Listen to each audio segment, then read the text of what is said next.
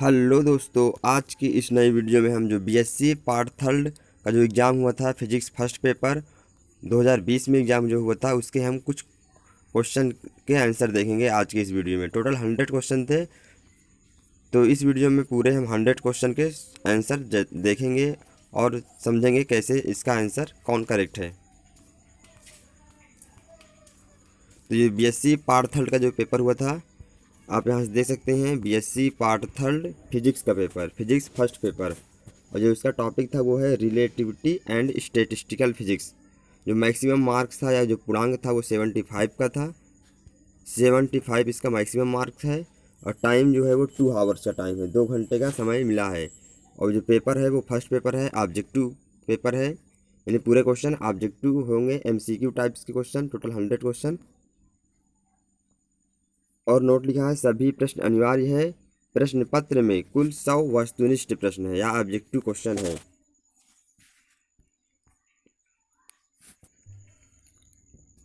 I hope आप अपनी तैयारी अच्छे से कर रहे होंगे और ये वीडियो आपको कुछ हेल्प करेगा नंबर स्कोर करने में। तो आप इस वीडियो को अगर देखते हैं शुरू से लेकर लास्ट तक तो आपको बहुत सारे कॉन्सेप्ट इसी वीडियो में सीखने को मिलेंगे, जो कि आपके एग्ज़ाम में बहुत अच्छा हेल्प करेंगी।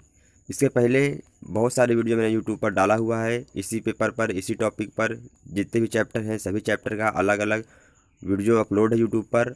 उसका प्लेलिस्ट आपको इस वीडियो के लास्ट में या डिस्क्रिप्शन बॉक्स में मिल जाएगा। आप वहां से क्लिक कर कर उस सारे वीडियोज़ को देख सकते हैं, जो कि बहुत ही इम्पोर्टेंट है, आपको मिस बिल्कुल भी नहीं करना है। तो आपको ऊपर आई बटन में भी उसका लिंक मिल जाएगा, आप वहाँ क्लिक कर कर बीएससी फिजिक्स का प्लेलिस्ट है, आप वहाँ क्लिक करके सारे वीडियोस देख सकते हैं जो मैंने डाले हुए हैं यूट्यूब पर। तो आपको उन सब का लिंक मिल जाएगा और आप वो सारी वीडियो देख सकते हैं। वो वीडियो बिल्कुल भी मिस नहीं करना है, क्योंकि वो सारी वीडियो बहुत ही इंपॉर्टेंट है। अगर आप इस चैनल पर नए हो तो चैनल को सब्सक्राइब जरूर कर लें और बेल आइकन जरूर प्रेस कर दें, ताकि आपको आने वाली वीडियोज़ का नोटिफिकेशन मिलता रहे और आपसे कोई भी वीडियो मिस ना हो।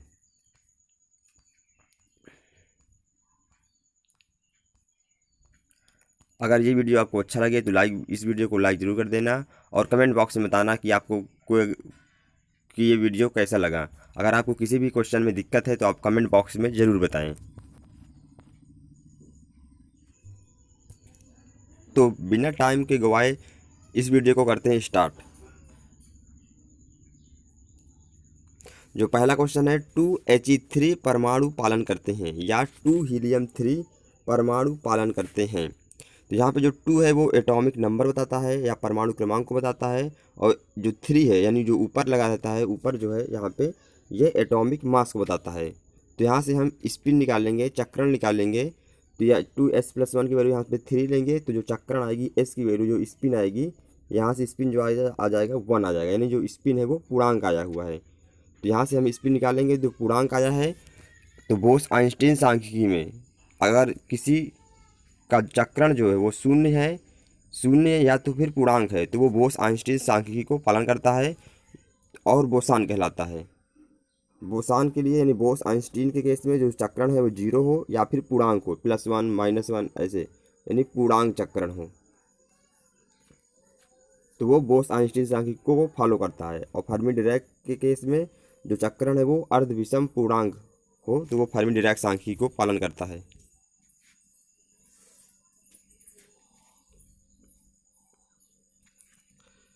तो यहाँ पे चक्रण जो है पूर्णांक है, तो इसलिए ये बोस आइंस्टीन सांख्यिकी को पालन करता है और बोसान कहलाता है। तो इसका जो ऑप्शन 1 का यानी फर्स्ट क्वेश्चन का जो ऑप्शन डी है, ऑप्शन डी इस क्वेश्चन का करेक्ट आंसर हो जाएगा। यानी 2He3 परमाणु पालन करते हैं, तो वो बोस आइंस्टीन सांख्यिकी को पालन करते हैं। तो इस क्वेश्चन का जो ऑप्शन डी है वो ऑप्शन डी इसका करेक्ट आंसर हो जाएगा। और जैसे हाइड्रोजन परमाणु है, जैसे 2He4, 2 हीलियम 4, ये अल्फा कण भी इसको कहते हैं। अल्फा कण में 2 हीलियम 4, यानी अल्फा कण को 2 हीलियम 4 भी कहते हैं। तो 2 हीलियम 4 में यहाँ पे जो ये बोस आइंस्टीन सांख्यिकी को पालन करता है, क्योंकि इसका भी चक्रण जो है वो पूर्णांक आया है। और यहाँ पे जो कणों की संख्या है वो सम होता है, क्योंकि यहाँ पे इलेक्ट्रॉन निकालेंगे, इलेक्ट्रॉन 2 आ जाएगा और प्रोटॉन 4 - 2, यानी प्रोटॉन भी 2 आ जाएगा। इलेक्ट्रॉन और प्रोटॉन 2 2 हैं, यानी जो कणों की संख्या है वो सम है। और जो अल्फा कण है वो अल्फा कण बोसान होते हैं, बोस-आइंस्टीन सांख्यिकी को पालन करते हैं। और जो अल्फा कण है वो 2 हीलियम 4 यानी अल्फा कण को 2 हीलियम 4 भी कहते हैं, इसको ही अल्फा कण कहते हैं। तो जो अल्फा कण है वो बोसान होते हैं, अल्फा कण बोस-आइंस्टीन सांख्यिकी को पालन करते हैं। और जो फोटान होता है, फोटान का चक्रण 1 होता है, और जो कि ये पूर्णांक है यानी फोटान का चक्रण 1 है, अतः यह भी बोस-आइंस्टीन सांख्यिकी को पालन करता है और बोसान कहलाता है। पॉजिट्रॉन एक मूल कण होता है, इसका जो चक्रण होता है वो 1/2 होता है। पॉजिट्रॉन का जो चक्रण है वो 1/2 है, अतः यह फर्मी डिरैक सांख्यिकी को पालन करता है और फर्मियांश कहलाता है।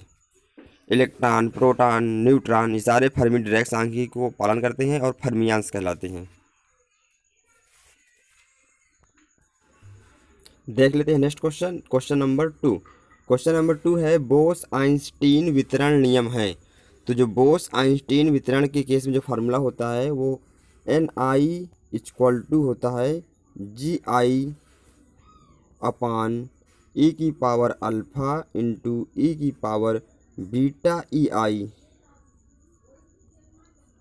e⁻⁴ ये फार्मूला होता है बोस-आइंस्टीन के केस में। और इसी फार्मूले में हम e⁻α × e⁻⁴ को ऊपर ले जाएंगे यानी अंश में ले जाएंगे Gi में, तो हो जाएगा ये हमारा ये Gi की कोष्टक में e⁻α + β यानी इसका पावर जो हो जाएगा -1 ऊपर ले जाएंगे तो इसका जो घात हो जाएगी वो -1 हो जाएगा। तो इस क्वेश्चन में जो ऑप्शन सी है बोस-आइंस्टीन के केस में Ni = Gi e⁻α + β की पावर पूरे की पावर यानी -1। तो इस क्वेश्चन में जो ऑप्शन सी है बोस-आइंस्टीन के केस में जो वितरण नियम का फार्मूला होता है वो ऑप्शन सी इसका करेक्ट है। और जो मैक्सवेल बोल्ट्जमैन के केस में होता है वितरण नियम, तो मैक्सवेल बोल्ट्जमैन में होता है Ni = Gi/e⁻α ×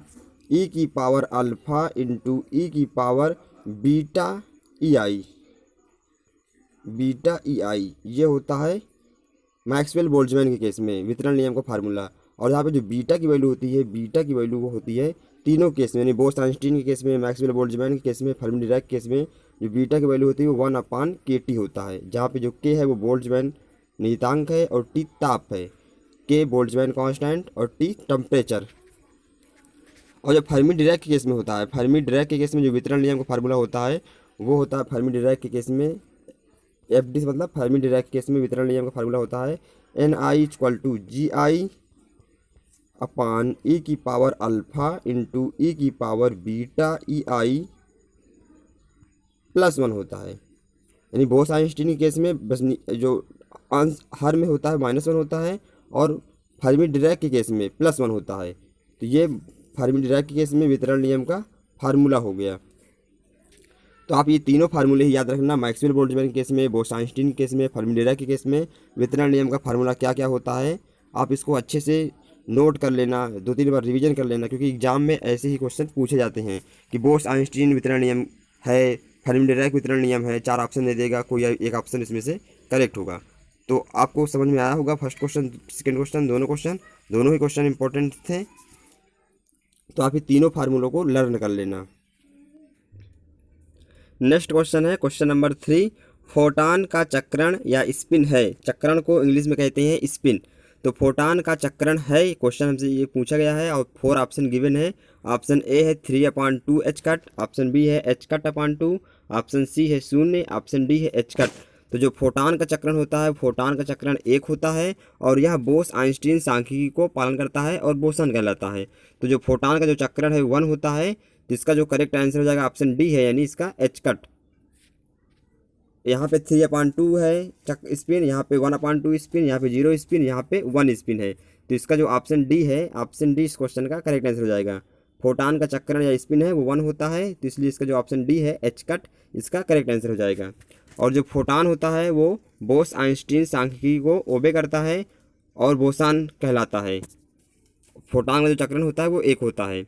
अब देख लेते हैं नेक्स्ट क्वेश्चन, क्वेश्चन नंबर 4 है 4 बोसान को 3 कोषों में वितरित करने के कुल कितने उचित तरीके होंगे। तो यहाँ पे 4 बोसान कहा गया है। तो यहाँ पे जो बोसान है, तो बोस-आइंस्टीन के केस में जो उष्मागतिक प्रायिकता का फार्मूला होता है वो फार्मूला हम यहाँ पे लगाएंगे। यहाँ पे दिया है 4 बोसान, तो यहाँ पे जो फार्मूले में Ni होता है, Ni की वैल्यू हो जाएगी 4, यानी 4 बोसान है 3 कोसों में, तो Gi की वैल्यू हो जाएगी 3। और बोस-आन है मतलब बोस आइंस्टीन सांख्यिकी को ओबे करता है, तो बोस आइंस्टीन के केस में जो ऊष्मागतिक प्रायिकता की जो फार्मूला होता है, ऊष्मागतिक प्रायिकता को हम W से लिखते हैं, और बोस आइंस्टीन के केस में तो BE यहाँ पे लिखेंगे, यानी बोस आइंस्टीन के केस में ऊष्मागतिक प्रायिकता का फार्मूला जो होता है वो होता है Ni प्लस Gi माइनस 1 का फैक्टोरियल अपान Ni का फैक्टोरियल इंटू Gi माइनस 1 का फैक्टोरियल। ये फार्मूला होता है बोस आइंस्टीन के केस में ऊष्मागतिक प्रायिकता का फार्मूला। और इसी फार्मूले में हम Ni की वैल्यू 4 रखेंगे, Gi की वैल्यू 3 रखेंगे, और इसको हम सॉल्व करेंगे तो Ni की वैल्यू 4 रखेंगे तो 4 प्लस 3 माइनस 1 तो हो जाएगा ये 6, तो हो जाएगा ये 6 का फैक्टोरियल।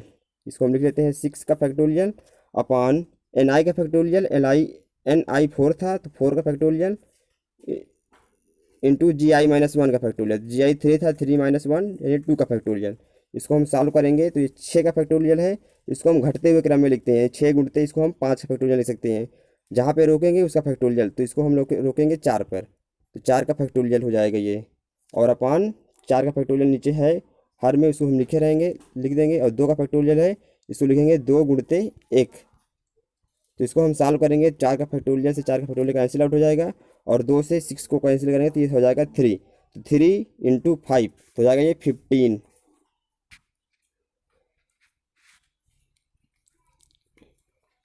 तो इसका जो आंसर आ जाएगा वो 15 है, यानी 4 बोसान को 3 कोसों में वितरित करने के लिए कुल कितने उचित तरीके होंगे, तो वो 15 उचित तरीके होंगे। तो इसका आंसर जो हो जाएगा ऑप्शन डी है, यानी 15 जो है इसका आंसर आ जाएगा, और ऑप्शन डी इसका करेक्ट हो जाएगा। अगर आपको ये नहीं मालूम कि फैक्टोरियल कैसे निकालते हैं तो मैं कुछ एग्जांपल दे दूँ। जैसे आपको यहाँ पर निकालना है 6 का फैक्टोरियल निकालना है, तो इसको हम लिखेंगे 6 गुणते 5 गुणते 4 गुणते 3 गुणते 2, यानी घटते हुए में 1 तक ले जाना है। फैक्टोरियल का मतलब ये होता है। जैसे हमको 2 का फैक्टोरियल निकालना है तो इसको हम लिखेंगे 2 गुणते 1, ये फैक्टोरियल ऐसे निकालते हैं। जैसे पूछा 5 का फैक्टोरियल तो इसको लिखेंगे 5 इंटू 4 का फैक्टोरियल, यानी जिसका भी हमें फैक्टोरियल निकालना है और उसको हम घटते हुए क्रम में जहाँ पे रोक देंगे तो उसका हम फैक्टोरियल लिख देंगे। अब देख लेते हैं नेक्स्ट क्वेश्चन, क्वेश्चन नंबर 5 है 3 फर्मियान को 4 कोसों में वितरित करने के कुल अलग अलग कितने तरीके होंगे। यहाँ पे फर्मियान कहा है, यानी फर्मी डिराक के केस में जो ऊष्मागतिक प्रायिकता का फार्मूला होगा वो फार्मूला हम इस यहाँ पे लगाएंगे।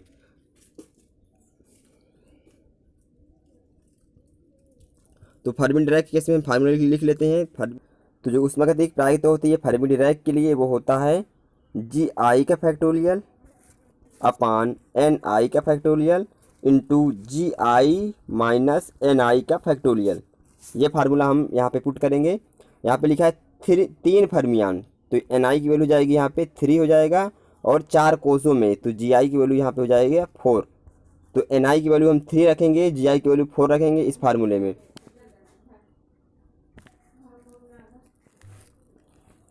तो वैल्यू हम फार्मूले में पुट करेंगे तो हमारा हो जाएगा ये Gi का फैक्टोरियल, तो Gi यहाँ पे 4 था तो हो जाएगा ये 4 का फैक्टोरियल अपान Ni का फैक्टोरियल, तो Ni यहाँ पे 3 था तो हो जाएगा ये 3 का factorial into Gi minus Ni का फैक्टोरियल, मतलब 4 माइनस 3 यानी 1 का फैक्टोरियल। इसको हम सॉल्व करेंगे तो हो जाएगा 4 इंटू 3 का फैक्टोरियल, और नीचे 3 का फैक्टोरियल है तो ये कैंसिल आउट हो जाएगा, आ जाएगा ये आंसर 4 इसका आंसर हो जाएगा। तो इस ऑप्शन देख लेते हैं, तो इसका जो ऑप्शन ए है, ऑप्शन ए इस क्वेश्चन का करेक्ट हो जाएगा, यानी 3 फर्मियांस को 4 कोसों में वितरित करने के कुल अलग अलग कितने तरीके होंगे, तो होगा 4 तरीके होंगे यानी। तो इसका जो ऑप्शन ए है, ऑप्शन ए इस क्वेश्चन का करेक्ट आंसर हो जाएगा। तो मैक्सवेल बोल्ट्जमैन केस में जो फार्मूला है, मैक्सवेल बोल्ट्जमैन केस में वो होता है Gi की पावर Ni अपान Ni का फैक्टोरियल। ये मैक्सवेल बोल्ट्जमैन के केस में था, और जो बोस आइंस्टीन के केस में था, एक बार हम फिर से लिख लेते हैं फार्मूला को। बोस आइंस्टीन के केस में था Ni प्लस Gi माइनस 1 का फैक्टोरियल अपान Ni का फैक्टोरियल इंटू Gi माइनस 1 का फैक्टोरियल। ये था बोस आइंस्टीन के केस में। और जो फर्मी डिराक के केस में था फार्मूला, फर्मी डिराक के केस में था तो वो था GI का फैक्टोरियल अपान NI का फैक्टोरियल GI माइनस NI का फैक्टोरियल।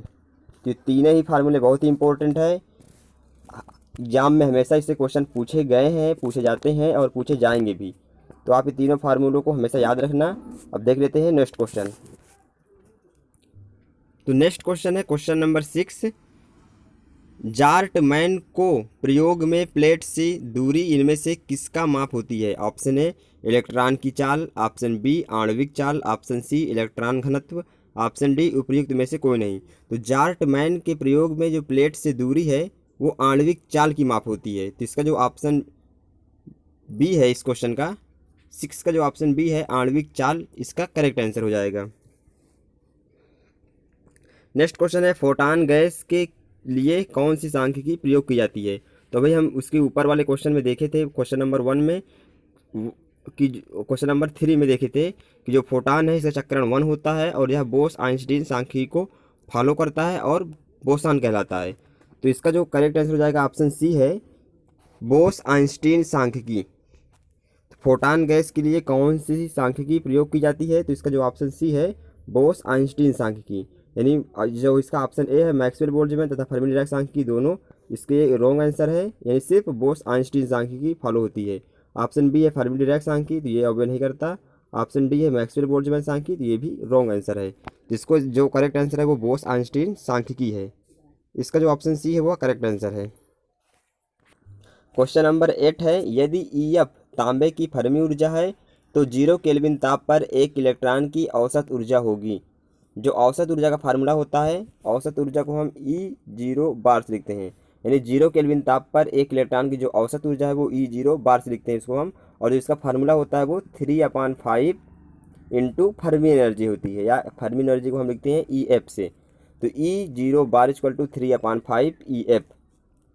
तो इसका जो करेक्ट आंसर हो जाएगा ऑप्शन ए है। यानी यदि EF तांबे की फर्मी ऊर्जा है तो 0 केल्विन ताप पर एक इलेक्ट्रॉन की औसत ऊर्जा होगी तो फर्मी ऊर्जा के 3/5 गुना होती है। इसका जो ऑप्शन ए है इस क्वेश्चन का, ऑप्शन ए इसका करेक्ट आंसर हो जाएगा, यानी 3/5 EF। तो क्वेश्चन नंबर 8 का ऑप्शन ए करेक्ट आंसर हो जाएगा। और फिर देख लेते हैं नेक्स्ट क्वेश्चन, क्वेश्चन नंबर 9। इनमें से किस कण के लिए तरंग फलन असममित या एंटी साइमेट्रिक होगा?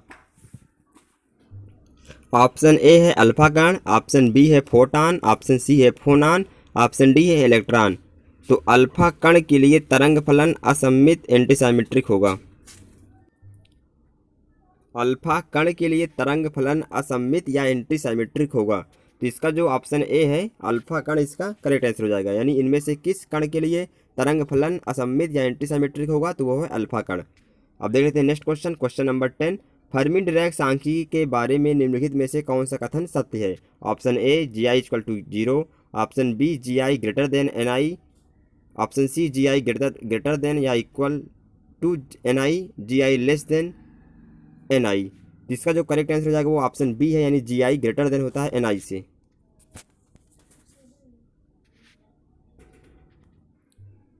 नेक्स्ट क्वेश्चन है क्वेश्चन नंबर 11।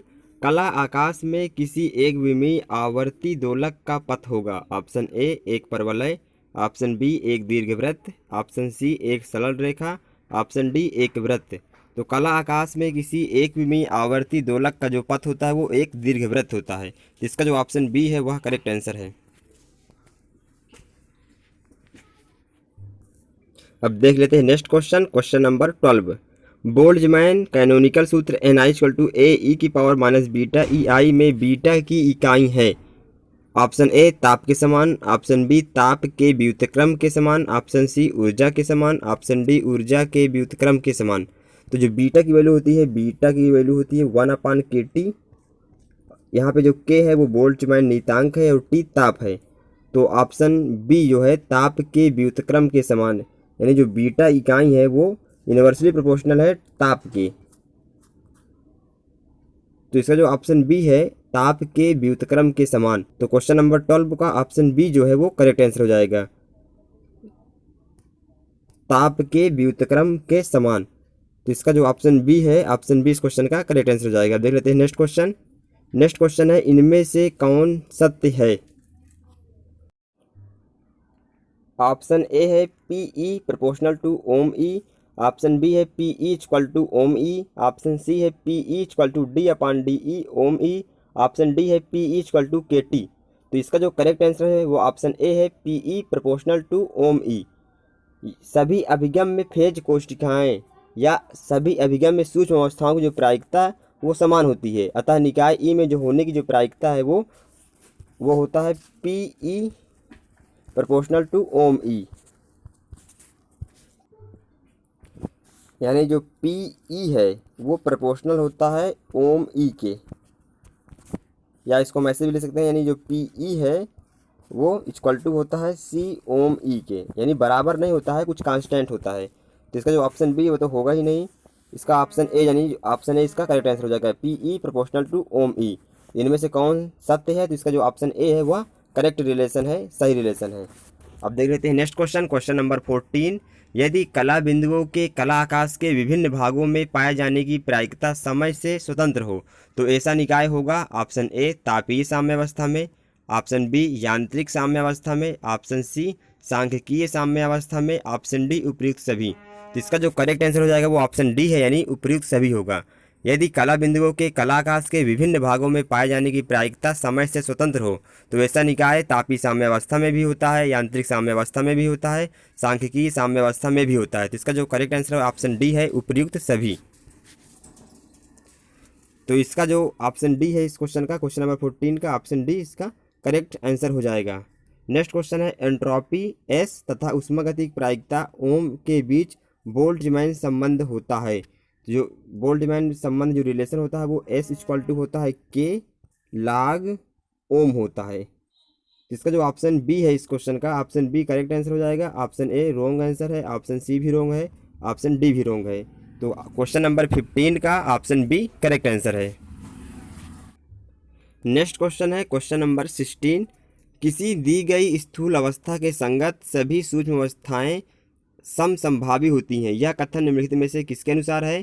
तो जो यह कथन है वो समपूर्व प्रायिकता का अपगृहित का सिद्धांत है। तो इसका जो ऑप्शन सी है क्वेश्चन नंबर 16 का जो ऑप्शन सी है समपूर्व प्रायिकता का अपगृहित, इसका करेक्ट आंसर हो जाएगा। क्वेश्चन नंबर 16 का सी करेक्ट आंसर है। नेक्स्ट क्वेश्चन है बोल्ट्जमैन कैनोनिकल वितरण नियम Ni इक्वल टू ए ई की पावर माइनस बीटा ई आई के बारे में निम्नलिखित में से कौन सा कथन सत्य है? कम ऊर्जा वाले कोषों में अधिक ऊर्जा वाले कोषों की तुलना में कणों की संख्या अधिक होगी।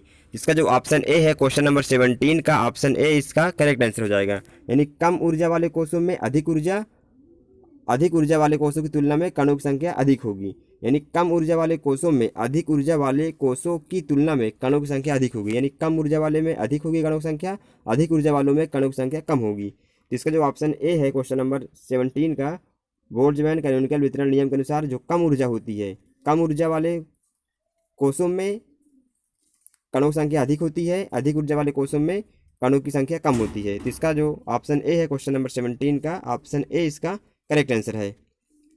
अब देख लेते हैं नेक्स्ट क्वेश्चन, क्वेश्चन नंबर 18। ऊर्जा समवितरण नियम के अनुसार प्रत्येक स्वतंत्रता कोटि से संबंध ऊर्जा होती है, तो वो जो ऊर्जा होती है समवितरण नियम के अनुसार हाफ के टी होती है। ऊर्जा समवितरण नियम के अनुसार जो प्रत्येक स्वतंत्र कोटि से संबंध ऊर्जा जो होती है वो हाफ के टी होती है। तो इसका जो ऑप्शन बी है 1/2 के टी इसका करेक्ट आंसर है, यानी क्वेश्चन नंबर 18 का ऑप्शन बी करेक्ट आंसर है। ऊर्जा संवितरण नियम के अनुसार प्रत्येक स्वतंत्रता कोटि से संबंध जो ऊर्जा होती है वो 1/2 के टी होता है।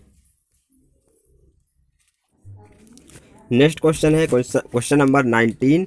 1.1 इंटू 10 की पावर माइनस 20 जूल अंतर वाले दो ऊर्जा स्तरों के लिए 400 केल्विन ताप पर अनुपातिक प्रायिकता होगी। तो जो अनुपातिक प्रायिकता होगी इसको हम सॉल्व करेंगे तो इसका जो आंसर आ जाएगा वो ई की पावर -2 होगा। तो क्वेश्चन नंबर 19 का जो ऑप्शन डी है, ऑप्शन डी इस क्वेश्चन का करेक्ट आंसर हो जाएगा। नेक्स्ट क्वेश्चन है क्वेश्चन नंबर 20। किसी n कणों वाले निकाय जिसके लिए स्वतंत्रता कोटि 2FO हो कला स्पेस फेज स्पेस होगा। तो 2F स्वतंत्रता कोटि है 2F और n कण है, तो जो होगा कला स्पेस होगा तो 2FN होगा, यानी मल्टीप्लाई हो जाएगा। स्वतंत्रता कोटि 2F है और n कण है तो कला स्पेस जो होगा वो 2FN विमीय होगा। तो इसका जो ऑप्शन डी है 2FN विमीय इसका करेक्ट आंसर हो जाएगा, यानी क्वेश्चन नंबर 20 का ऑप्शन डी इसका करेक्ट आंसर हो जाएगा। नेक्स्ट क्वेश्चन है क्वेश्चन नंबर 21। असीम या एब्सोल्यूट निर्देश तंत्र का विचार किसने दिया? ऑप्शन ए गैलीलियो ने, ऑप्शन बी आइंस्टीन ने, ऑप्शन सी लॉरेंज ने, ऑप्शन डी न्यूटन ने। तो असीम या एब्सोल्यूट निर्देश तंत्र का विचार गैलीलियो ने दिया था। तो इसका जो ऑप्शन ए है 21 क्वेश्चन का ऑप्शन ए इसका गैलीलियो इसका करेक्ट आंसर हो जाएगा। नेक्स्ट क्वेश्चन है लंबाई में संकुचन के लिए सही सूत्र है। ऑप्शन ए है L equal to L zero 1-v² / c²। Option B है L equal to L zero √1-v/c। Option C है L equal to L zero √1-v² option D है L equal to L zero -vt। तो जो लंबाई में संकुचन का जो सही सूत्र होता है वो होता है L equal to L zero √1-v² होता है। तो इस क्वेश्चन का जो ऑप्शन सी है क्वेश्चन नंबर 22 का ऑप्शन सी करेक्ट आंसर हो जाएगा। अगला क्वेश्चन है क्वेश्चन नंबर 23, द्रव्यमान रहित कण का वेग होना चाहिए। तो जो द्रव्यमान का फार्मूला होता है इसको इस फार्मूले से हम निकाल सकते हैं। m की वैल्यू होती है m इक्वल टू m0/√1-v²/c²।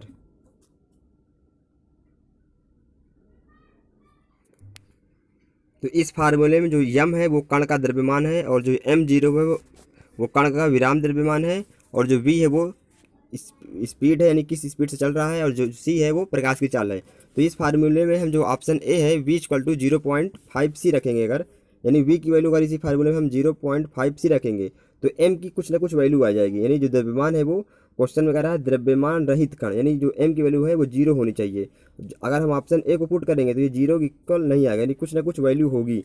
तो इसका जो ऑप्शन ए है ऑप्शन ए तो हो ही नहीं सकता अगर उसी फार्मूले में हम v इक्वल टू सी रखें, यानी जो m की वैल्यू थी m इक्वल टू m0√1-v²/c²। अगर इस फार्मूले में हम v इक्वल टू सी रखेंगे तो ये आ जाएगा, यानी जो मास है वो 0 आ जाएगा। अगर v इक्वल टू सी रखेंगे हम तो ये इन्फिनिटी आ जाएगा, जो कि क्वेश्चन में m की वैल्यू इन्फिनिटी नहीं कहा गया है। तो ऑप्शन बी भी इसका नहीं होगा। इसी फार्मूले में हम अगर जो ऑप्शन डी है v इक्वल टू 0, इसी फार्मूले में अगर हम v की वैल्यू 0 रखें तो ये m की वैल्यू जो आ जाएगी वो m0 आ जाएगी, जो कि क्वेश्चन में कहा है द्रव्यमान रहित कण का वेग होना चाहिए, यानी जो उसका द्रव्यमान है वो 0 होना चाहिए। तो ऑप्शन ए भी हम इस फार्मूले में रख के पुट कर चुके तो ये भी रॉन्ग आंसर है। ऑप्शन बी भी इसमें पुट किए ये भी रॉन्ग आंसर है। ऑप्शन डी भी इसमें रख कर हम चेक कर लिए ये भी रॉन्ग आंसर है, यानी ऑप्शन डी में m इक्वल टू m0 आया और ऑप्शन बी में v इक्वल टू सी जब हम रखें तो m की वैल्यू इन्फिनिटी आई और ऑप्शन ए में v की वैल्यू 0.5c रखेंगे तो m की वैल्यू कुछ ना कुछ आएगी, यानी मास कुछ ना कुछ होगा। तो इसका जो ऑप्शन सी है, यानी ऑप्शन सी अगर v ग्रेटर देन c अगर इस फार्मूले में रखेंगे तभी जो हमारा जो मास है वो 0 होगा या द्रव्यमान रहित कण होगा। तो इसका जो ऑप्शन सी है इस क्वेश्चन का ऑप्शन सी इसका करेक्ट आंसर हो जाएगा। यानी ऑप्शन ए भी हम रख कर चेक कर चुके रॉन्ग आंसर था, ऑप्शन बी भी रख कर चेक कर चुके ये भी रॉन्ग आंसर था, ऑप्शन डी भी रख कर हम चेक कर चुके ये भी रॉन्ग आंसर था। अगर आप ऑप्शन सी रखेंगे तो जो m की वैल्यू हो जाएगी वो 0 आएगी। तो इसका जो ऑप्शन सी है वो करेक्ट आंसर हो जाएगा। यानी हम 3 चेक किए, 3 गलत हो गए, तो 4 में से एक तो सही होना ही था, तो ऑप्शन सी इसका सही हो जाएगा। आप इसको अगर रखेंगे भी तब भी इसका करेक्ट आंसर सी ही होगा। अब देख लेते हैं नेक्स्ट क्वेश्चन। नेक्स्ट क्वेश्चन है फोटान का संवेग होता है H nu, option B H nu C, option C upon H nu, option D H nu upon C. तो फोटान का जो फार्मूला होता है फोटान के संवेग का, तो जो डी ब्रॉगली वेवलेंथ होती है वो लेमडा इक्वल टू होता है एच अपान पी होता है। इसी फार्मूले से हम संवेग निकालेंगे पी की वैल्यू, यानी जहाँ पे जो पी है वो संवेग है, लेमडा तरंगदैर्ध्य है, एच प्लांक कांस्टेंट है। तो इस फार्मूले में हम पी की वैल्यू निकालेंगे तो P equal to H upon lambda आ जाएगा, जहाँ पे जो लेमडा है वो वेवलेंथ होता है। लेमडा की वैल्यू होती है सी अपान न्यू, जहाँ पे जो न्यू है वो फ्रिक्वेंसी है और सी जो है वो स्पीड ऑफ लाइट है या प्रकाश की चाल है। तो इस फार्मूले में P equal to H upon lambda में हम लेमडा की वैल्यू सी अपान न्यू रखेंगे तो ये हो जाएगा एच न्यू अपान सी। तो फोटान का संवेग होता है, फोटान का संवेग पी की वैल्यू हो जाएगी एच न्यू अपान सी। तो हम देख लेते हैं ऑप्शन ए रॉन्ग आंसर है, ऑप्शन बी भी रॉन्ग आंसर है, ऑप्शन सी भी रॉन्ग आंसर है। जो ऑप्शन डी है आप यहाँ देख सकते हैं, जो ऑप्शन डी है एच न्यू अपान सी इसका करेक्ट आंसर हो जाएगा। यानी जो फोटान का संवेग है वो P equal to H nu upon C हमने रख कर चेक कर लिया, जहाँ पे जो एच है वो प्लांक कांस्टेंट है और जो न्यू है वो फ्रिक्वेंसी है और जो सी है वो प्रकाश की चाल है या स्पीड ऑफ लाइट है। तो क्वेश्चन नंबर 24 का जो ऑप्शन डी है, ऑप्शन डी इसका करेक्ट आंसर हो जाएगा। अब देख लेते हैं नेक्स्ट क्वेश्चन, क्वेश्चन नंबर 25। इलेक्ट्रॉनों की विराम ऊर्जा होती है। Option A 0.51 mega electron volt, option B 1.02 mega electron volt, option C 9 into 10⁻16 joule, option D 1.6 into 10⁻19 joule. तो जो इलेक्ट्रॉनों की जो विराम ऊर्जा होती है वो 0.51 मेगा इलेक्ट्रॉन वोल्ट होता है। तो इसका जो ऑप्शन ए है, क्वेश्चन नंबर 25 का जो ऑप्शन ए है वह करेक्ट आंसर हो जाएगा। अब देख लेते हैं नेक्स्ट क्वेश्चन, क्वेश्चन नंबर 26। जब किसी वेग सी को दूसरे वेग सी में जोड़ा जाता है तो जो परिणामी वेग होगा वो सी ही रहेगा, यानी जो प्रकाश की चाल है वो हमेशा सी ही रहता है। इसका जो ऑप्शन सी है, ऑप्शन सी इसका सी करेक्ट आंसर हो जाएगा, यानी जब किसी वेग सी को दूसरे वेग सी में जोड़ा जाता है तो परिणामी वेग सी ही रहता है। तो क्वेश्चन नंबर 26 का जो ऑप्शन सी है वह करेक्ट आंसर हो जाएगा। नेक्स्ट क्वेश्चन है क्वेश्चन नंबर 27। किसी वेग से गतिमान होने पर इलेक्ट्रॉन का द्रव्यमान उसके विराम द्रव्यमान का 3 गुना होगा। ऑप्शन ए, यानी इसके 4 ऑप्शन दिए गए हैं, इस 4 ऑप्शन में से यानी बी और सी में कोई ना कोई एक रिलेशन करेक्ट होगा। तो इसको हम इस क्वेश्चन को देख लेते हैं कैसे हम सॉल्व करेंगे। जो द्रव्यमान का फार्मूला होता है वो एम, यानी जो द्रव्यमान है और विराम द्रव्यमान में जो रिलेशन होता है वो m=m0/1 - v² होता है। और क्वेश्चन में गिवन है कि इलेक्ट्रॉन का जो द्रव्यमान है, यानी जो इलेक्ट्रॉन का द्रव्यमान m है वह उसके विराम द्रव्यमान का 3 गुना है, यानी इसकी m= होगा 3m0। ये क्वेश्चन में गिवन है m=3m0, यानी जो इलेक्ट्रॉन का द्रव्यमान है उसके विराम द्रव्यमान का 3 गुना है। तो क्वेश्चन में गिवन है m=3m0। तो इस फार्मूले में हम इसको रखेंगे वैल्यू, तो m की जगह पे हम रख देंगे 3m0/1 - v²/c²। तो यहाँ से m0 कैंसिल हो जाएगा और यहाँ से हम 1 - v²/c² की वैल्यू निकालेंगे। तो ये हमारा आ जाएगा, इसको हम सॉल्व करेंगे पक्षांतर करके, तो 1 - v²/c² की वैल्यू आ जाएगी 1/9। तो 1/9 को इस साइड लेके आएंगे हम, तो हो जाएगा हमारा 1 - 1/9 = v²/c² हो जाएगा। तो इसको हम एलसीएम ले लेंगे, तो एलसीएम लेके जो आ जाएगा हमारा आ जाएगा 8/9 = v²/c² आ जाएगा। तो यहाँ से हम v/c की वैल्यू निकालेंगे, तो ये v/c की वैल्यू हो जाएगा 2√2/3 और c को हम ट्रांसफर कर देंगे, इधर भाग में था उधर मल्टीप्लाई हो जाएगा, यानी जो v की वैल्यू आ जाएगी, यहाँ से v की वैल्यू आ जाएगी वो 2√2/3 × c आ जाएगा। यानी किसी वेग से गतिमान होने पर इलेक्ट्रॉन का द्रव्यमान उसके विराम द्रव्यमान का 3 गुना होगा। तो कब होगा? जब v की जो वैल्यू है वो 2√2/3 c के इक्वल होगा। तो इस क्वेश्चन का ऑप्शन ए है, v = 2√2/3 × c इसका करेक्ट आंसर हो जाएगा। तो क्वेश्चन नंबर 27 का ऑप्शन ए करेक्ट आंसर होगा। नेक्स्ट क्वेश्चन देख लेते हैं, क्वेश्चन नंबर 28। एक समान पासा उछालने पर अंक 6 ऊपर आने की प्रायिकता क्या होगी? यानी जो पासा है, पासा में 6 अंक होते हैं, 1 2 3 4 5 6 फलक होते हैं। उसको जब हम उछालेंगे ऊपर की ओर, तो जो 6 आने की जो प्रायिकता हो जाएगी वो 1/6 होगा। जैसे 2 आने की प्रायिकता 1/6, 3 आने की प्रायिकता 1/6, 4 आने की प्रायिकता 1/6, 1 आने की प्रायिकता 1/6, यानी उसकी जो प्रायिकता होगी 1/6 होगी कोई भी एक अंक ऊपर आने की। जैसे 1 आने की प्रायिकता 1/6, 2 आने की प्रायिकता 1/6, केवल 3 आने की प्रायिकता 3/6 यानी 1/6, 4 आने की प्रायिकता 1/6, 5 आने की प्रायिकता 1/6, 6 आने की प्रायिकता 1/6, यानी 6 अंकों के एक अंक आने की जो प्रायिकता है वो 1/6 होगा। और टोटल प्रायिकता अगर हम जोड़ेंगे, ऐड करेंगे 6 को, 6 प्रायिकता को ऐड करेंगे तो ये हमारा 1 ही आएगा, यानी जो टोटल प्रायिकता होती है वो 1 के बराबर होता है। जिसको हम सॉल्व करेंगे तो ये 1 ही आएगा, यानी 6/6 कैंसिल आउट हो जाएगा और ये 1 के इक्वल आ जाएगा। तो क्वेश्चन 28 है, उसका जो ऑप्शन सी है, ऑप्शन सी करेक्ट आंसर हो जाएगा। यानी एक अंक आने की जो प्रायिकता है वो 1/6 है, कोई भी एक अंक ऊपर आने की। जैसे इसमें क्वेश्चन में था 6 अंक ऊपर आने की प्रायिकता, तो 1/6 होगा। क्वेश्चन नंबर 28 का जो ऑप्शन सी है, ऑप्शन सी इसका करेक्ट आंसर हो जाएगा। अब देख लेते हैं क्वेश्चन नंबर 29। यदि विभेदित किए जा सकने वाले n कणों को 2 भागों में वितरित किया जाए तब सबसे अधिक प्रायिकता वाली स्थूल अवस्था होगी। तो जो सबसे अधिक प्रायिकता वाली स्थूल अवस्था होगी वो n/2 n/2 होगा। तो इसका जो ऑप्शन बी है, क्वेश्चन नंबर 29 का ऑप्शन बी करेक्ट आंसर हो जाएगा। अब देख लेते हैं नेक्स्ट क्वेश्चन, क्वेश्चन नंबर 30। किसी कण के सापेक्षिक संवेग p तथा कुल ऊर्जा E के बीच जो संबंध होता है, यानी टोटल ऊर्जा E और संवेग p के बीच में जो संबंध होता है वो E square equal to P square C square plus M not square C की पावर 4 होता है। यानी एनर्जी और मोमेंटम में ये रिलेशन होता है। तो क्वेश्चन में तो जो इसके जो ऑप्शन है, ऑप्शन में हम चेक करेंगे तो जो इसका ऑप्शन सी है, E square equal to P square C square plus M not square C की पावर 4 इसका करेक्ट आंसर हो जाएगा। यानी क्वेश्चन नंबर 30 का जो ऑप्शन सी है, ऑप्शन सी इसका करेक्ट आंसर हो जाएगा। अब देख लेते हैं नेक्स्ट क्वेश्चन, क्वेश्चन नंबर 31। 8 एक जैसे सिक्कों को बहुत बार उछाला जाता है, तो सबसे कम प्रायिकता वाली संयोग की प्रायिकता क्या होगी? तो इसका जो आंसर है इसको हम सॉल्व करेंगे, तो इसका जो करेक्ट आंसर आ जाएगा वो 1/256 यानी 1/256 इसका करेक्ट आंसर हो जाएगा।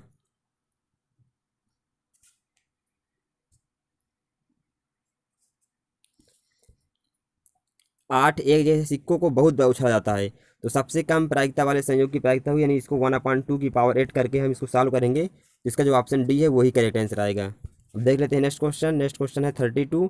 एक स्थूल अवस्था में सूक्ष्म अवस्था होती है, एक स्थूल अवस्था में सूक्ष्म अवस्था होती है। 4 ऑप्शन है। ऑप्शन ए है उष्मागतिक प्रायिकता, ऑप्शन बी है पूर्व प्रायिकता, ऑप्शन सी है गुणन प्रायिकता, ऑप्शन डी है उपर्युक्त में से कोई नहीं।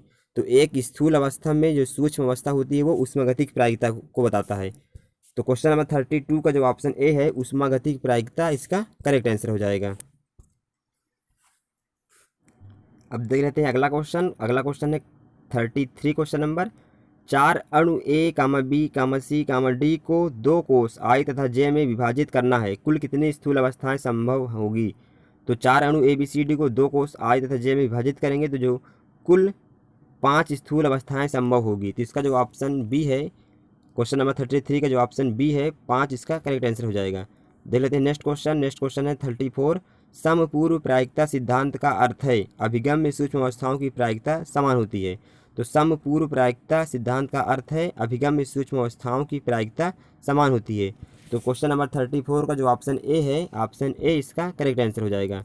अब देख लेते हैं नेक्स्ट क्वेश्चन। नेक्स्ट क्वेश्चन है क्वेश्चन नंबर 35। एक सिक्के को 10 बार उछालने पर हर बार शीर्ष ऊपर आने की प्रायिकता क्या होगी? यानी कोई एक सिक्का है, एक सिक्का को हम उछालते हैं तो उसमें या तो हेड आएगा या टेल आएगा, यानी या तो शीर्ष आएगा या पुच्छ आएगा। तो हर बार शीर्ष आने की प्रायिकता, यानी एक सिक्कों को उछालते हैं हम, तो एक सिक्का को उछालते हैं तो उस पर जो शीर्ष आने की प्रायिकता होती है वो 1/2 होती है, यानी एक ही आएगा, या शीर्ष आएगा या पुच्छ आएगा। तो जो एक सिक्के को उछाले हैं, एक सिक्के को उछालने पर ऊपर शीर्ष आने की जो प्रायिकता होगी वो 1/2 होगी। और यहाँ क्वेश्चन में गिवन है कि एक सिक्के को 10 बार उछालते हैं, यानी 10 बार उछालते हैं तो इसकी पावर हम 10 कर देंगे। एक बार उछालते हैं तो 1/2 की पावर 1, 2 बार उछालते हैं तो 1/2 की पावर 2, अगर 5 बार उछालते हैं तो 1/2 की पावर 5। और क्वेश्चन में कह रहा है 10 बार उछालने पर हर बार शीर्ष ऊपर आने की प्रायिकता क्या होगी? तो 1/2 की पावर 10। अगर क्वेश्चन में कहता 9 बार उछालने पर तो 1/2 की पावर 9 प्रायिकता होती। तो क्वेश्चन नंबर 35 को जो ऑप्शन बी है 1/2 की पावर 10 इसका करेक्ट आंसर हो जाएगा। यानी 10 बार उछालते हैं तो 1/2 की पावर 10 हो जाएगा। अब नेक्स्ट क्वेश्चन देख लेते हैं। नेक्स्ट क्वेश्चन है 36। माइकलसन मोर्ले प्रयोग आधारित था। ऑप्शन ए प्रकाश के व्यतिकरण पर, ऑप्शन बी प्रकाश के विवर्तन पर, ऑप्शन सी प्रकाश के अपवर्तन पर, ऑप्शन डी प्रकाश के ध्रुवण पर। तो माइकलसन मोर्ले प्रयोग जो आधारित है वो प्रकाश के व्यतिकरण पर आधारित है। तो इसका जो ऑप्शन ए है, ऑप्शन ए इसका करेक्ट आंसर हो जाएगा। अब देख लेते हैं नेक्स्ट क्वेश्चन। नेक्स्ट क्वेश्चन है इनमें से कौन सा असत्य है?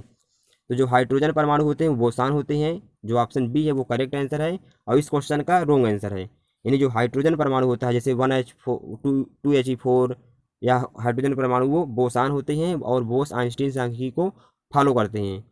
और हाइड्रोजन परमाणु को जो चक्रण होता है वो पूर्णांक होता है। नेक्स्ट क्वेश्चन यानी ऑप्शन सी है हाइड्रोजन अणु H2 बोसान होते हैं, तो ये भी करेक्ट आंसर है।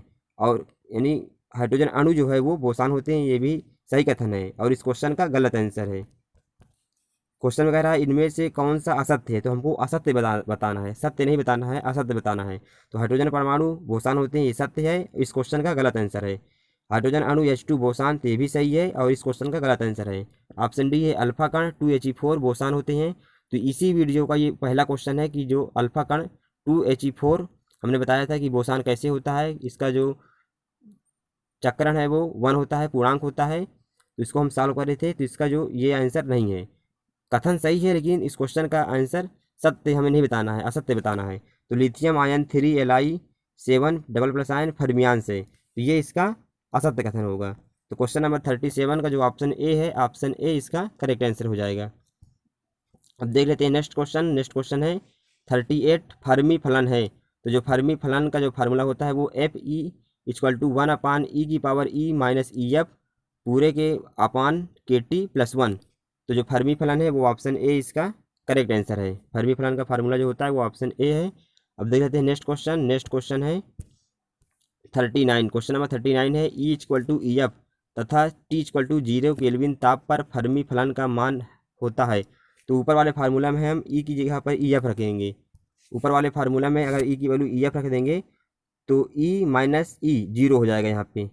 तो इसकी वैल्यू हम T=0 केल्विन ताप पर यहाँ पे रखेंगे वैल्यू, तो ये फर्मी फलन की वैल्यू जो आ जाएगी वो 1 आ जाएगा।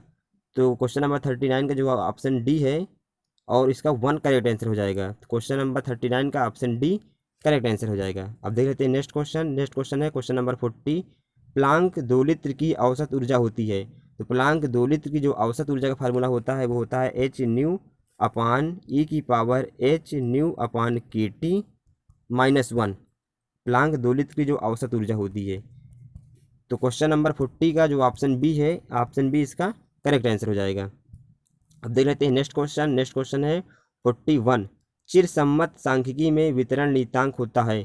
तो चिरसम्मत सांख्यिकी में जो वितरण नीतांक होती है वो Ni/Gi की वैल्यू बहुत कम होती है 1 से, यानी Ni/Gi की वैल्यू वेरी लेस देन 1। तो क्वेश्चन नंबर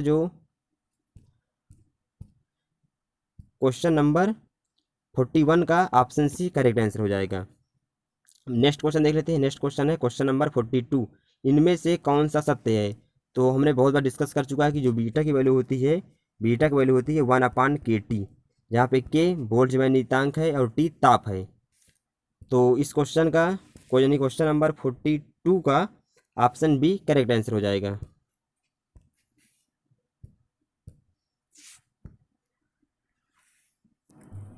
अगला क्वेश्चन है क्वेश्चन नंबर 43। समय विस्तार के लिए सही संबंध है। तो जो समय विस्तार के लिए सही रिलेशन होता है वो T= होता है T0/√1 - V² होता है समय विस्तार के लिए सही रिलेशन। तो इस क्वेश्चन में देख लेते हैं जो ऑप्शन बी है इसका, ऑप्शन बी इसका करेक्ट आंसर है। तो क्वेश्चन नंबर 43 का ऑप्शन बी करेक्ट आंसर हो जाएगा। अब देख लेते हैं नेक्स्ट क्वेश्चन है। नेक्स्ट क्वेश्चन है क्वेश्चन नंबर 44। इलेक्ट्रॉन का विराम द्रव्यमान 9.1 × 10⁻³ किलोग्राम है। प्रकाश के वेग के 3/5 गुना वेग से गतिमान होने पर इसका द्रव्यमान लगभग कितना होगा। तो इसको हम सॉल्व करेंगे। तो जो फार्मूला होता है m=m0/√1 - V²/c²। तो इस फार्मूले में हम जो इसमें वैल्यू गिवन है उसको पुट कर हम इसको सॉल्व करेंगे। तो जहाँ पे लिखा है विराम द्रव्यमान, तो जो m0 होता है वो विराम द्रव्यमान होता है और जो m होता है वो कण का द्रव्यमान होता है या इलेक्ट्रॉन का द्रव्यमान होता है, जो भी क्वेश्चन में गिवन है। तो यहाँ पे लिखा है विराम द्रव्यमान, तो m0 की वैल्यू हम यहाँ पे रखेंगे 9.1 × 10⁻³ किलोग्राम। और इसमें दिया गया है प्रकाश के वेग के 3/5 गुना वेग से, यानी जो v की वैल्यू दिया गया है वो प्रकाश के वेग का 3/5 गुना है, यानी 3/5 गुना है प्रकाश के वेग से। तो इस सारी वैल्यू हम यहाँ पर पुट कर इसको सॉल्व करेंगे। तो जो m की वैल्यू होगा आप इसको सॉल्व करना और सॉल्व करके बताना कमेंट बॉक्स में क्या इसका आंसर कि ऑप्शन बी ही करेक्ट है। अगर ऑप्शन बी नहीं करेक्ट है तो क्या आएगा इसको सॉल्व करने पर, आप मुझे कमेंट बॉक्स में ज़रूर बताएं इसका आंसर। तो इसको आप सॉल्व करेंगे, मैंने इसको सॉल्व किया था। जो इसका करेक्ट आंसर आएगा यानी जो m की वैल्यू आएगी द्रव्यमान जो आएगा वो 4.5 × 10⁻³ किलोग्राम आएगा। अगर आपका आंसर ये नहीं आ रहा है, आप इसको सॉल्व करना। अगर इसका आंसर ये नहीं आ रहा है तो कमेंट बॉक्स में ज़रूर बताएं कि इसका आंसर क्या आ रहा है। तो देख लेते हैं नेक्स्ट क्वेश्चन। नेक्स्ट क्वेश्चन है क्वेश्चन नंबर 45। इनमें से कौन सा गैलीलियन रूपांतरण के अधीन अचर नहीं रहता। ऑप्शन ए त्वरण, ऑप्शन बी न्यूटन का गति का द्वितीय नियम, ऑप्शन सी ऊर्जा संरक्षण सिद्धांत, ऑप्शन डी वेग। तो जो वेग होता है वो गैलीलियन रूपांतरण के अधीन अचर नहीं रहता है। तो इस क्वेश्चन का जो आंसर हो जाएगा वो ऑप्शन डी है, यानी वेग इसका करेक्ट आंसर हो जाएगा। नेक्स्ट क्वेश्चन है क्वेश्चन नंबर 46। किसी स्थूल अवस्था के लिए ऊष्मागतिकी की प्रायिकता होती है। ऑप्शन ए कोषों की संख्या के बराबर, ऑप्शन बी कणों की संख्या के बराबर, ऑप्शन सी प्राप्त सूक्ष्म अवस्थाओं की संख्या के बराबर, ऑप्शन डी निकायों की संख्या के बराबर। तो किसी स्थूल अवस्था के लिए ऊष्मागतिक प्रायिकता होती है प्राप्त सूक्ष्म अवस्थाओं की संख्या के बराबर होता है। तो इस क्वेश्चन का जो ऑप्शन सी है वो करेक्ट आंसर हो जाएगा। नेक्स्ट क्वेश्चन है साम्य अवस्था में ऑप्शन ए एंट्रोपी तथा प्रायिकता दोनों अधिकतम होते हैं, ऑप्शन बी एंट्रोपी तथा प्रायिकता दोनों न्यूनतम होते हैं, ऑप्शन सी एंट्रोपी न्यूनतम परंतु प्रायिकता अधिकतम होती है, ऑप्शन डी एंट्रोपी अधिकतम परंतु प्रायिकता न्यूनतम होती है। तो साम्य अवस्था में एंट्रोपी तथा प्रायिकता दोनों ही अधिकतम वैल्यू रखते हैं, अधिकतम मान होते हैं। तो क्वेश्चन नंबर 47 का ऑप्शन ए करेक्ट आंसर हो जाएगा। नेक्स्ट क्वेश्चन है क्वेश्चन नंबर 48, कला आकाश को विभाजित किया जाता है तो कोषों में विभाजित किया जाता है। कला आकाश को कोषों में विभाजित किया जाता है, तो इसका जो आंसर हो जाएगा ऑप्शन ए है कोषों में, इसका करेक्ट आंसर हो जाएगा क्वेश्चन नंबर 48 का ऑप्शन ए। नेक्स्ट क्वेश्चन है क्वेश्चन नंबर 49, एक विमीय आवर्ती दोलक के लिए कला आकाश में दीर्घवृत्तीय पथ की अर्धमुख्य अक्ष की लंबाई दोलन की कुल ऊर्जा के साथ बदलती है, तो कौन सी रिलेशन से बदलती है? e⁻1/2 के साथ बदलती है। तो इसका जो ऑप्शन ए है क्वेश्चन नंबर 49 का ऑप्शन ए e⁻1/2 के साथ बदलती है। देख लेते हैं नेक्स्ट क्वेश्चन है क्वेश्चन नंबर 50, किसी गैस के लिए औसत आणविक स्थानांतरित गतिज ऊर्जा होती है। तो किसी गैस के लिए जो औसत आणविक स्थानांतरित गतिज ऊर्जा का फार्मूला होता है वो 1/2 kT होता है या ½ kT होता है। तो इसका जो ऑप्शन ए है क्वेश्चन नंबर 50 का ऑप्शन ए इसका करेक्ट आंसर हो जाएगा। नेक्स्ट क्वेश्चन है फर्मी ऊर्जा EF तथा फर्मी ताप TF के बीच संबंध होता है। तो जो फर्मी ताप का जो संबंध होता है, फर्मी ताप होता है TF = K इंटू फर्मी ऊर्जा EF। तो इसका जो ऑप्शन ए है क्वेश्चन नंबर 51 का जो ऑप्शन ए है TF = K इंटू EF, इसका करेक्ट आंसर हो जाएगा। तो क्वेश्चन नंबर 51 का ऑप्शन ए करेक्ट आंसर हो जाएगा। नेक्स्ट क्वेश्चन देख लेते हैं क्वेश्चन नंबर 52, चांदी के लिए फर्मी ऊर्जा यानी जो EF की वैल्यू है वो 5.51 इलेक्ट्रॉन वोल्ट गिवन है और 0 केल्विन ताप पर इलेक्ट्रॉनों की चांदी में औसत ऊर्जा क्या होगी। तो जो औसत ऊर्जा का फार्मूला होता है, औसत ऊर्जा को हम E0 बार से लिखते हैं और इसका होता है रिलेशन 3/5 इंटू फर्मी ऊर्जा। फर्मी ऊर्जा को हम EF से लिखते हैं। क्वेश्चन में गिवन है फर्मी ऊर्जा की वैल्यू 5.51 इलेक्ट्रॉन वोल्ट। तो हम 5 से इसको कैंसिल करेंगे तो हो जाएगा हमारा ये 1.102। तो 3 से मल्टीप्लाई कर देंगे, 3 × 1.102 इलेक्ट्रॉन वोल्ट। तो मल्टीप्लाई करेंगे तो हो जाएगा ये हमारा 3.306 इलेक्ट्रॉन वोल्ट।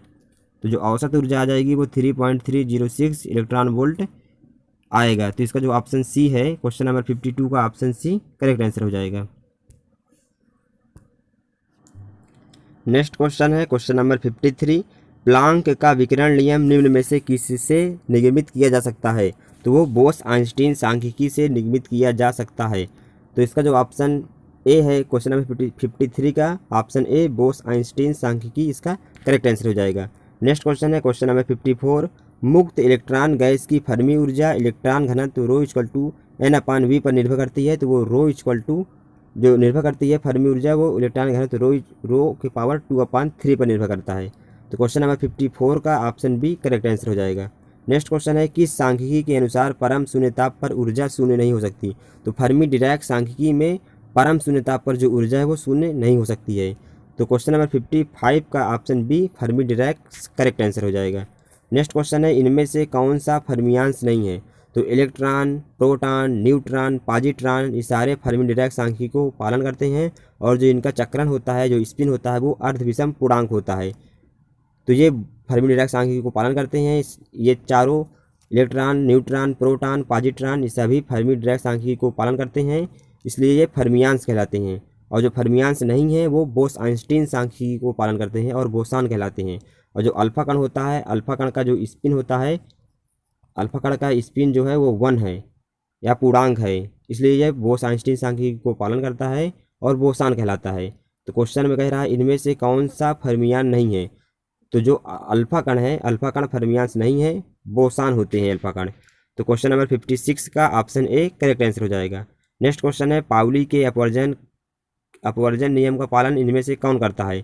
तो जो फर्मी डिराक सांख्यिकी होती है वो पाउली के अपवर्जन नियम का पालन करता है और वो फर्मियांश कहलाता है। बोस-आइंस्टीन सांख्यिकी पाउली के अपवर्जन नियम का पालन नहीं करता है। तो इस क्वेश्चन का यानी क्वेश्चन नंबर 57 का फर्मियान्स करेक्ट आंसर हो जाएगा। यानी जो फर्मियान्स होंगे वो फर्मी डिराक सांख्यिकी को ओबे करते हैं और फर्मी डिराक सांख्यिकी जो है वो पाउली के अपवर्जन नियम का पालन नहीं करता है। यानी जो फर्मी डिराक सांख्यिकी है वो पाउली के अपवर्जन नियम का पालन करता है। तो इसका जो क्वेश्चन नंबर 57 का ऑप्शन बी करेक्ट आंसर हो जाएगा। नेक्स्ट क्वेश्चन है क्वेश्चन नंबर 58। क्वांटम सांख्यिकी के अनुसार कला आकाश में एक कोश का आकार h⁻³ से कम नहीं हो सकता है। तो क्वेश्चन नंबर 58 का ऑप्शन सी करेक्ट आंसर हो जाएगा। नेक्स्ट क्वेश्चन है क्वेश्चन नंबर 59।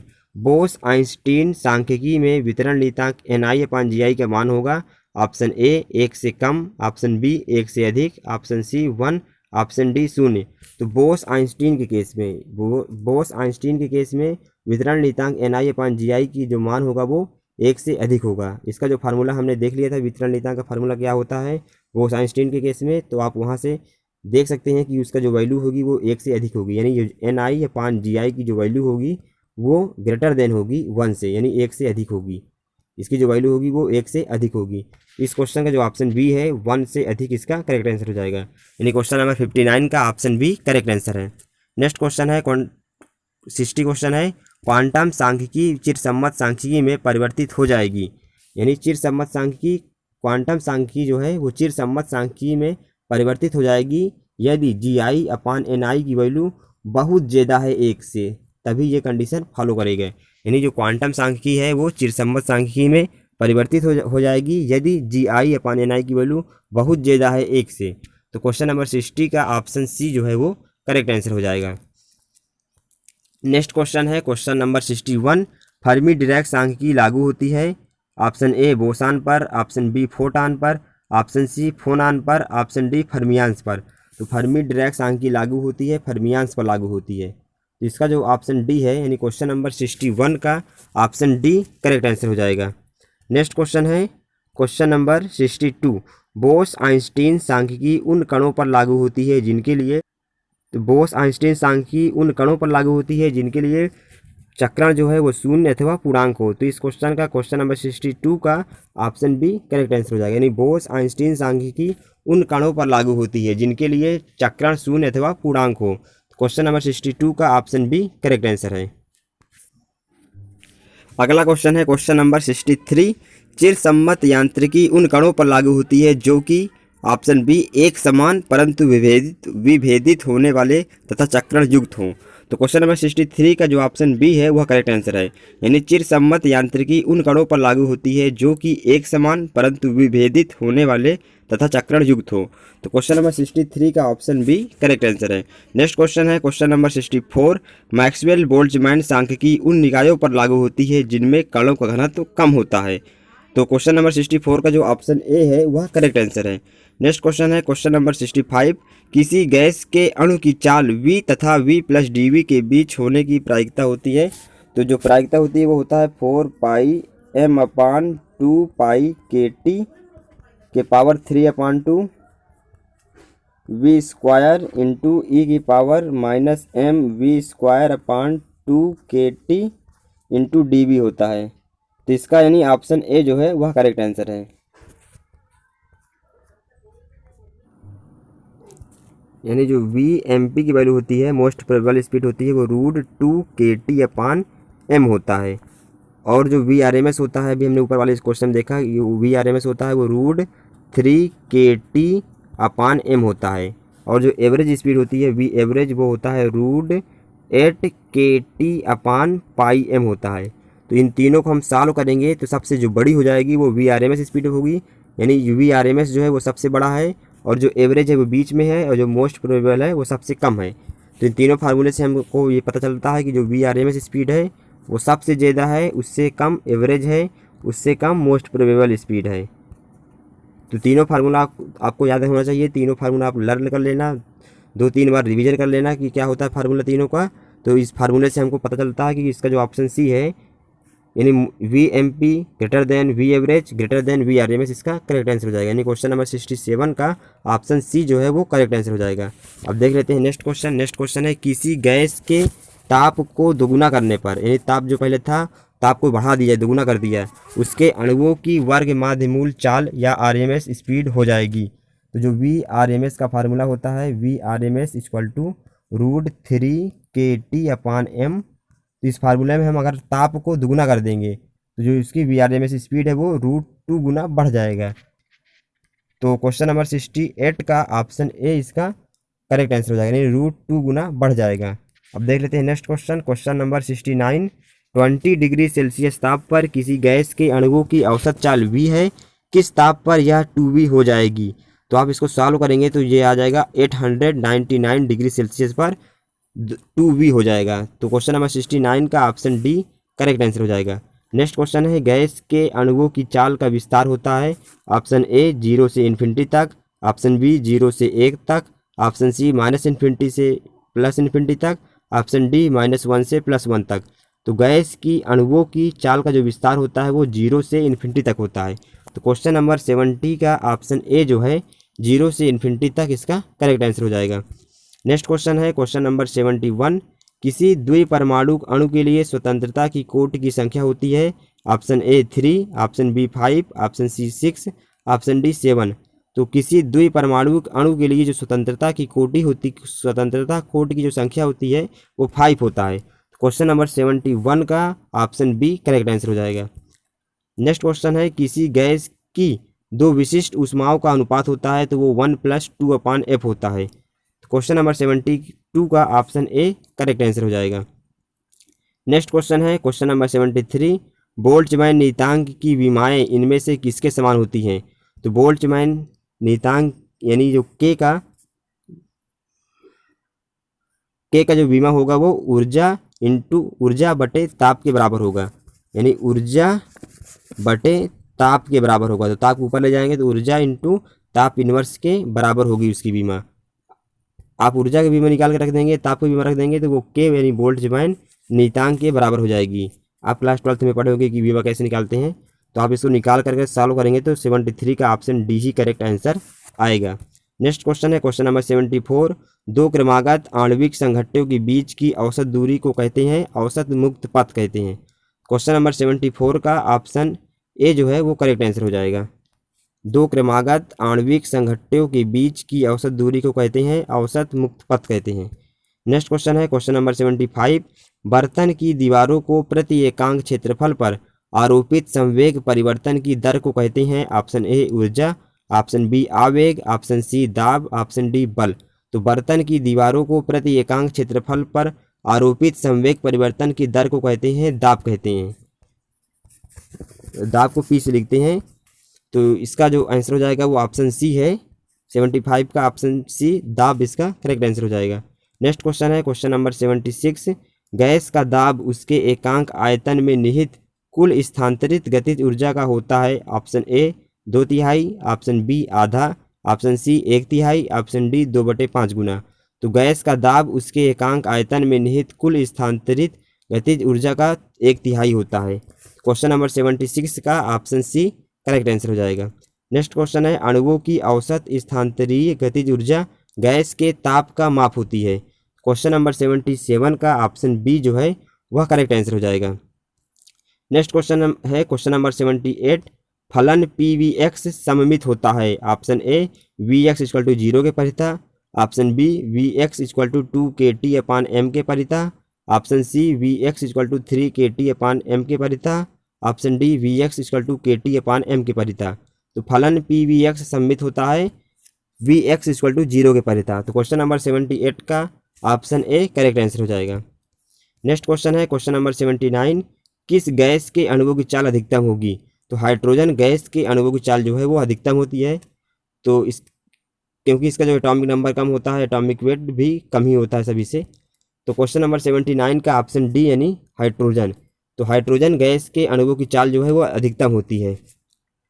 क्वेश्चन नंबर 79 का ऑप्शन डी करेक्ट आंसर हो जाएगा। नेक्स्ट क्वेश्चन है 4 कणों की चाल क्रमशः 1, 2, 3 व 4 सेंटीमीटर/सेकंड है, उनकी वर्ग माध्यमूल चाल सेंटीमीटर/सेकंड में होगी, option A 2.5, option B 10, option C √30, option D √30/2। तो इसको हम सॉल्व करेंगे, क्वेश्चन नंबर 80 को हम सॉल्व करेंगे तो जो VRMS का फार्मूला होता है, यानी जो रूट मीन स्क्वायर स्पीड होती है वो एवरेज स्पीड के स्क्वायर का मीन होता है।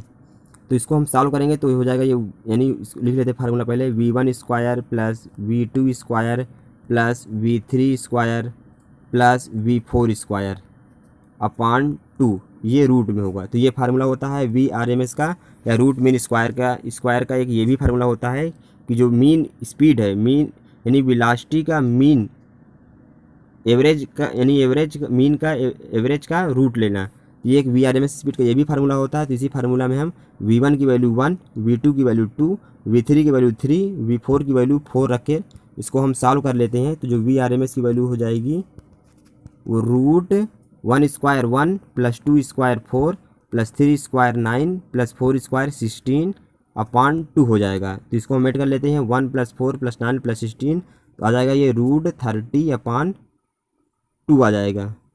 तो इसका जो ऑप्शन देख लेते हैं, ऑप्शन कौन सा करेक्ट है। तो इसका जो ऑप्शन डी है इस क्वेश्चन का, ऑप्शन डी इसका करेक्ट आंसर हो जाएगा, यानी रूट 30 अपॉन 2। तो क्वेश्चन नंबर 80 का ऑप्शन डी करेक्ट आंसर हो जाएगा। अब देख लेते हैं नेक्स्ट क्वेश्चन, क्वेश्चन नंबर 81। पृथ्वी एक, ऑप्शन ए गैलीलियन तंत्र है, ऑप्शन बी अत्वरित तंत्र है, ऑप्शन सी जड़त्वीय तंत्र है, ऑप्शन डी अजड़त्वीय तंत्र है। तो पृथ्वी एक अजड़त्वीय तंत्र होता है। तो क्वेश्चन नंबर 81 का ऑप्शन डी करेक्ट आंसर हो जाएगा। नेक्स्ट क्वेश्चन है, आइंस्टीन का द्रव्यमान ऊर्जा संबंध है E=mc² होता है। इसको आइंस्टीन ने दिया था कि जो एनर्जी है वो E मास m और यानी लाइट ऑफ स्पीड में रिलेशन होता है E=mc²। तो क्वेश्चन नंबर 82 का ऑप्शन बी करेक्ट आंसर हो जाएगा। नेक्स्ट क्वेश्चन है, गैलीलियन रूपांतरण स्पेशल रिलेटिविटी के डैश का उल्लंघन करते हैं। ऑप्शन ए प्रथम अपग्रहित का, ऑप्शन बी द्वितीय अपग्रहित का, ऑप्शन सी दोनों अपग्रहित का, ऑप्शन डी किसी अपग्रहित का नहीं। तो गैलीलियन रूपांतरण स्पेशल रिलेटिविटी प्रथम अपग्रहित और द्वितीय अपग्रहित यानी दोनों अपग्रहित का उल्लंघन करता है। तो क्वेश्चन नंबर 83 का ऑप्शन सी करेक्ट आंसर हो जाएगा। नेक्स्ट क्वेश्चन है, फोटान का विराम द्रव्यमान है। तो फोटान का जो विराम द्रव्यमान होता है वो 9.1 × 10⁻³ किलोग्राम होता है। तो क्वेश्चन नंबर 84 का ऑप्शन सी करेक्ट आंसर है। नेक्स्ट क्वेश्चन है, समय के लिए लॉरेंज रूपांतरण समीकरण है। तो जो लॉरेंज रूपांतरण समीकरण होता है वो T' T -Vx upon c² into gamma, जहाँ पर गामा की जो वैल्यू है वो 1/√1 - v² अपॉन c² होता है। तो क्वेश्चन नंबर 85 का ऑप्शन डी करेक्ट आंसर हो जाएगा। अगला क्वेश्चन है क्वेश्चन नंबर 86। अपनी लंबाई से 60 डिग्री कोण बनाते हुए 0.8 c वेग से गतिमान एक क्षण की लंबाई में कितना प्रतिशत संकुचन होगा। तो आप इसको जब सॉल्व करेंगे तो इसका जो आंसर आ जाएगा वो 8.4% संकुचन होगा। तो क्वेश्चन नंबर 86 का ऑप्शन सी करेक्ट आंसर हो जाएगा। नेक्स्ट क्वेश्चन है, दो एक समान सिक्के एक साथ उछाले जाते हैं, दोनों पर शीर्ष ऊपर आने की प्रायिकता क्या होगी। यानी अगर एक सिक्का हम उछालेंगे ऊपर तो उस पर जो शीर्ष आने की जो प्रायिकता होती है वो 1/2 होती है, और दो सिक्के हैं तो इसका पावर 2 कर देंगे यानी होल स्क्वायर कर देंगे, तो ये आ जाएगा 1/4 इसका करेक्ट आंसर हो जाएगा। यानी जो प्रायिकता है, दो एक समान सिक्के एक साथ उछाले जाते हैं, दोनों पर शीर्ष ऊपर आने की जो प्रायिकता होगी वो 1/4 होगी। तो इस क्वेश्चन का यानी क्वेश्चन नंबर 87 का जो ऑप्शन ए है 1/4 इसका करेक्ट आंसर हो जाएगा। नेक्स्ट क्वेश्चन है क्वेश्चन नंबर 88। एक अकेले कण के लिए कला आकाश डैश विमीय होगा। ऑप्शन ए 1, ऑप्शन बी 3 अर्थात 3, ऑप्शन सी 6, ऑप्शन डी अनंत।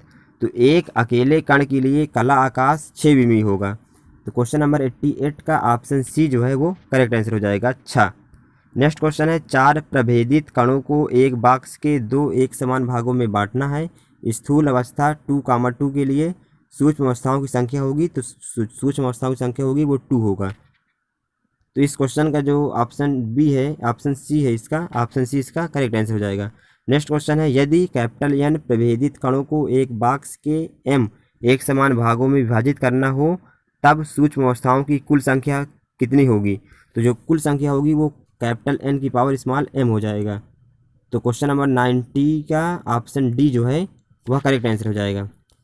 नेक्स्ट क्वेश्चन है क्वेश्चन नंबर 91। किसी निकाय पर लगने वाले प्रतिबंध या अवरोध सूक्ष्म अवस्थाओं की संख्या को घटाते हैं, बढ़ाते नहीं हैं। यानी किसी निकाय पर जो लगने वाले प्रतिबंध होते हैं या अवरोध जो होता है वो सूक्ष्म अवस्थाओं की संख्या को हमेशा घटाते हैं, बढ़ाते नहीं हैं। तो ऑप्शन बी नहीं होगा, ऑप्शन सी भी नहीं होगा। स्थूल तथा सूक्ष्म दोनों अवस्थाओं की संख्या घटाते हैं। ऑप्शन डी सूक्ष्म अवस्थाओं की संख्या घटाते हैं जबकि स्थूल अवस्थाओं की संख्या बढ़ाते हैं। तो किसी निकाय पर लगने वाले प्रतिबंध या अवरोध जो होते हैं वो सूक्ष्म अवस्थाओं की संख्या घटाते हैं। तो इस क्वेश्चन का जो ऑप्शन ए है, क्वेश्चन नंबर 91 का ऑप्शन ए करेक्ट आंसर हो जाएगा। नेक्स्ट क्वेश्चन है क्वेश्चन नंबर 92, किसी घटना के घटित होने की प्रायिकता कभी नहीं होगी। Option A 1, option B 0, option C ऋणात्मक, ऑप्शन डी एक भिन्न।